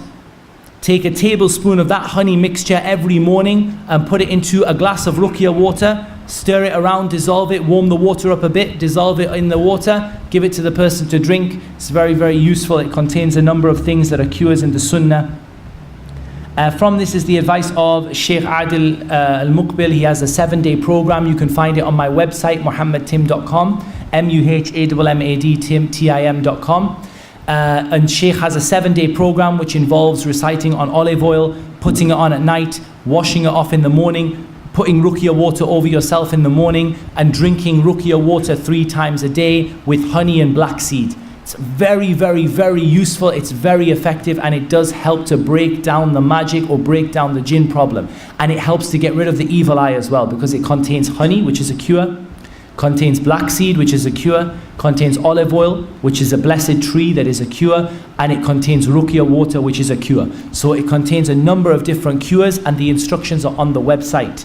As for preparing the truffles, this is the last thing I'll talk about. The problem with truffles is they're very expensive, but if you do use them, the problem is preserving them. There's 2 ways to preserve them. One is to cut them up and put them into a brown paper bag and leave them in the fridge, and they become rock hard. And the other way is to cut them into tiny cubes, put them into some good quality olive oil, and freeze them in the freezer.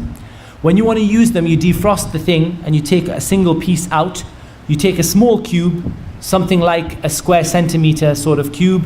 You chop it up really, really, really small, puree it, drop it into some water, boil it up in the water, and give people a mint teacup, you know, like a little finjal, a little mint teacup. You give them about twice a day of the truffle, and people who suffer from severe ayn have found a great deal of benefit in it. But I advise you again, these are supplementary medicines. They may help, they may not, they may work, they may not. The Qur'an is your ultimate cure and the ultimate thing that you're concerned with.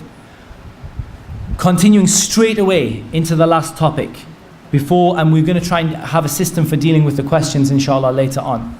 But we have 5 minutes until Salah. I'm going to split this between myself and Brother Abu Ibraheem regarding innovations and bad practice in Ruqyah.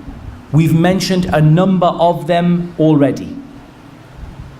From the types that we're going to talk about are things like people talking about visualizations, visual Ruqyah. Imagine you're beating the jinn up in your mind. I put the jinn in a bottle. Any kind of weirdness that you hear, take it with a pinch of salt. You know, when you hear weirdness, you hear Iraqi and he ties the person's fingers and toes and then he makes them blow into a bottle and he says the jinn is in the bottle. Whenever you hear someone who says he has control over the jinn, be careful. The Prophet ﷺ was shy to tie up the jinn in the masjid because he remembered the dua of Sulaiman alayhi salam. So do not get into these innovative practices, weird things, controlling the jinn, seeking help from the jinn. From those people, and I'm not shy to say, walillahi alhamd, from those people who seek help from the jinn is this man who comes from France and his name is bin Halima. This person is someone who is mustaghithun bis shaitan. He seeks the help of the jinn and the shaitan. I'm not going to say he does it deliberately. Allahu alam, he does it deliberately or not. But I've followed his situation for a number of years, I think now. And from this, I have sent a brother to go and see him. And I have been there when he was there in performing the Ruqyah. And the brother I sent, he's knowledgeable about these issues. And we looked at the evidence and we came to the conclusion that this is a person who seeks the help of the shaitan. This is a person, whether he knows it or not, whether the shaitan have just confused him or whether he actually knows it, he is mustaghithun bil jinn. He is someone who is seeking the help of the jinn, and he brings the jinn to tell people what is wrong with them. And he says that he can catch the jinn by reading Aynama takunu ya'ti bikum Allahu jami'a. Say, MashaAllah, you're the first one in the universe to be able to do this. The Prophet ﷺ did not do it, and the Sahaba did not do it, and the major Imams of Ruqyah like Ibn Taymiyyah and Ibn al-Qayyim didn't do it. But MashaAllah, bin Halima is the first person, MashaAllah, tabarakallah, who is able to capture the jinn through this ayah. In reality, we saw the people he hangs around with. They're all people who seek help with the jinn and the shaitan. They're all people who do these kind of practices. So we're not frightened to warn about them. And if they have some issues with that, they can come and see us and we will demonstrate to them what it is that we mean. Bi-idhnillahi tabaraka wa ta'ala. Do not be fooled, ya ikhwan, about success of a raqi who is not upon the sunnah. For two reasons. Number one, we know that success can come through haram ways and halal ways, but only the halal way is true success. For example, the magician may be able to remove a jinn by sending a jinn that is more powerful. I saw a video recently of a priest, a Coptic priest in Egypt. He goes with the cross and the Muslims come to him, subhanallah. The Muslims come to him and they say, perform ruqyah upon me, O priest. And he touches them with the cross and he says, in the name of Isa, I cure you. And the jinn is thinking, mashallah, this is a field day. Khalas, my only job was to make this person commit shirk. They committed shirk, I'm off. Or he has a jinn with him that is more powerful than their jinn, and they take that jinn out by force, and he says, you are cured, now accept this religion of Christianity. Likewise, there is another reason why people may be successful when they're not upon the sunnah. And we're not talking about the Christians here, but we're talking about some of the Muslims who their practices are not correct. They have some innovative practices in their ruqyah. But because they are fighting against the shaitan, and because they are trying to do their best, Allah Azza wa Jal gives them a degree of success. That doesn't mean what they do is right. Ibn Taymiyyah rahimahullah mentions this group when he says, how can the Asha'ira, those people who twist the names and attributes of Allah, be successful in jihad fi sabilillah? Ibn Taymiyyah mentions at length why the Asha'ira are successful in jihad fi sabilillah. In this case, he said, they were fighting against the enemies of Allah Azza wa Jal from the worst of the people, and the people who came to kill the Muslims. So Allah subhanahu wa ta'ala gave them a degree of success by the fact that they were trying to do something for the sake of Allah. But does that mean that because an Ash'ari won a battle, the likes of Salah ad-Din rahimahullah or someone like this won a battle, that means that we should all become Asha'ira? Absolutely not. Just because a Iraqi is successful in something, judge his practices by the Qur'an and by the Sunnah. In this, look at innovative practices, ruqyah, that involves elements of magic. You see someone with the Star of David and he puts it on their head and he reads the Qur'an. Think, where does the Star of David come from? Where did you get the Star of David from? We saw it in the books of the magicians. Be careful of this kind of thing. And there are many, many things I wanted to mention, but looking at the time, I just want to give our brother Abu Ibraheem a couple of minutes to add to some of the stories and his experiences and some of the things that he's noticed regarding innovations and bad practices. And maybe we can just have a word about money and ruqah, who take a great deal of money for what they do. Okay, Ikhwan, one of the bad practices involved in this ruqyah, in this field of ruqyah, we mentioned that two of the biggest trials that are going to come upon you as Iraqi is the trial of women and the trial of money. The trial of women and the trial of money. One of the bad practices that we have, ya ikhwan, is these people who they take advantage of our brothers and sisters at their time of need, and they charge them not tens, not 20s, not hundreds, ya ikhwan, thousands of pounds. We have examples of people reciting for half an hour, charging £1,000 for half an hour worth of recitation. Ya ikhwan, this is something which the people have unfortunately turned the field of ruqyah into a business. We've noticed a huge amount of people practicing ruqyah in the last few years. Why? Because there's a gap in the market. Whenever there is a gap in the market, whenever there is a demand, people are going to come, fill that gap. They are fraudsters, they are cowboys, they are juhal, they are ignorant, and they have no knowledge of this field in reality, or very little. Yet subhanallah, we have them starting ruqyah clinics. They are becoming qualified Islamic practitioners in inverted commas, and they are taking our brothers and sisters for a ride. Now this should make me and you even more motivated to get out and help our brothers and sisters fi sabilillah. There is nothing wrong with taking your expenses, so you have traveled 20 miles or 20 minutes or whatever it may be. There is nothing wrong with requesting that, so that you yourself are not at a financial loss. You're doing this for the sake of Allah Jalla wa Ala. There is nothing wrong with this. There is nothing wrong with requesting your expenses for ruqyah. There is nothing wrong if the person gifts you something, so you go, you perform that ruqyah, and the person as a means of their gesture of their appreciation, they give you some money. There's absolutely nothing wrong with this. But ya ikhwan, if somebody asks you, do you charge? And you say, no, yani I don't charge, but you can give me a gift. Subhanallah. We have people like this. I don't charge, but you can give me a gift. So now this person is going to feel cheap if they don't give you something, and in reality, in a roundabout way, you have requested payment. We see from that hadith that we mentioned, there's nothing wrong with accepting some payment for your ruqyah. But ya ikhwan, this is one of the biggest doors to fitna that you as Iraqi will face. One of the biggest doors to fitna, to misguidance, to insincerity is the door of charging. How many a good Raqi and how many a person was doing this for the sake of Allah was extremely successful. The people began to gather around them, the people began to visit them, the people began to seek their aid in this after the aid of Allah. And so the shaitan, he came to these people through the door of charging money, and now they charge £200-300 for one session of ruqyah. Another thing that you need to be aware of with regards to charging is these people, their sincerity, subhanallah, it begins, we may be able to question their sincerity. As a result of, they will say, we mentioned 50 minutes into the session, the jinn begins to surface.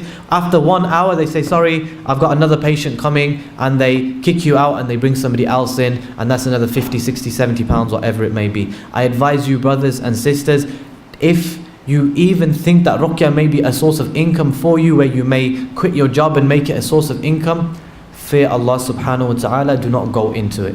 Only do ruqyah if you have a stable income. This is my personal advice. Only do ruqyah if you have a stable external income which is not linked with ruqyah, and you are doing ruqyah for the sake of Allah. Because wallahi, if you do it for the sake of Allah, Allah will bless you with gardens underneath which rivers flow. Allah subhanahu wa ta'ala will bless you with palaces in Jannah bi-idhnillah. We hope Allah subhanahu wa ta'ala will give us the death of martyrs bi-idhnillahi ta'ala. So the reward with Allah subhanahu wa ta'ala is much greater than 20, 30, 40, 500, 6,000, 10,000 pounds, ya ikhwan. Do it sincerely for the sake of Allah. I advise you, brothers, do not request payment, but if you are given a gift, no problem. But it's okay for you to request your expenses and things like this. Just close this door to fitna. Close this door to fitna. Just like we close the door to fitna with the mahram being present, I advise you, brothers and sisters, close this door to fitna. Just take out, you look at your schedule. I can take out 1 hour, 2 hours, 3 hours doing ruqyah for the sake of Allah. Whatever you can spare in your week for the sake of Allah, then I advise you, brothers and sisters, to engage in ruqyah fi sabilillah. But if you want to recoup some of your expenses, then there's no problem, inshallah, if our brother has anything to add in this. I think now is the time for